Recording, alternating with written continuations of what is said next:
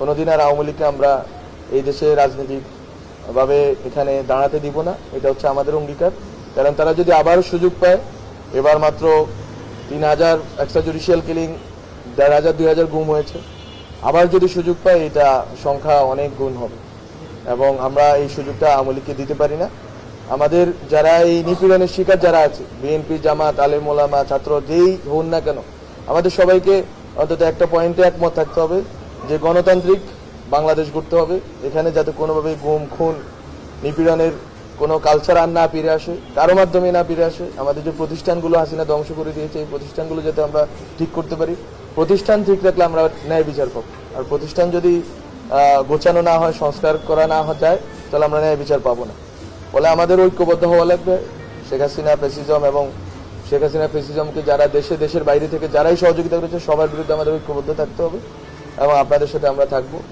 আমি আপনাদের এই কথাগুলো যখন শুনতেছিলাম, আমি আসলেই খুবই আবেগ আপ্লুত হয়েছি। কারণ আসলে এই লড়াইটা আপনারা করেছেন বলে এবং আপনারা মাঠে থেকেছেন মায়ের ডাকের ব্যানারে, আপনারা মাঠে থেকেছেন বলে আসলে এই লড়াইটা আমরা শেষ পর্যন্ত 12-14 বছর পরে এই লড়াইটা আমরা সফল করতে পেরেছি এবং হাসিনা বিদায় হয়েছে। ফলে আমরা মনে করি আপনাদের মাঠে থাকা এখনো জরুরি। যতদিন না বাংলাদেশে গণতান্ত্রিক অধিকার, আমাদের গণতান্ত্রিক অধিকার আমাদের জন্য শক্তিশালীভাবে প্রতিষ্ঠানগুলো দাঁড়াচ্ছে, গণতান্ত্রিক অধিকার আমরা পাচ্ছি এবং হাসিনা আসার পর রুদ্ধ হচ্ছে এবং হাসিনা যারা সহযোগী ছিল তাদের বিচারের প্রক্রিয়া এবং বিচার কার্যক্রম শেষ হয়েছে, ততদিন পর্যন্ত আসলে আমাদের কোনো বিশ্রামের সুযোগ নেই।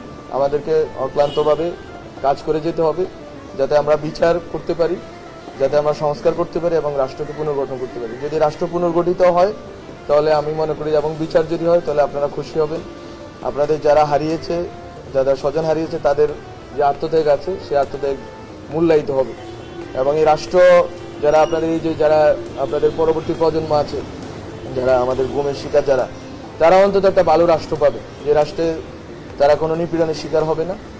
আমি মনে করি যে এই অঙ্গীকারটা আমাদের সবার থাকা উচিত এবং আমরা ছাত্ররা যারা দায়িত্বে আছি, আপনারা যে কোনো সময় আমাদেরকে রিচ করতে পারেন। আমরা আপনাদের আত্মত্যাগের উপরে, আপনাদের ফ্যামিলি মেম্বারদের আত্মত্যাগের উপরে আসলে আমরা দায়িত্বে আছি।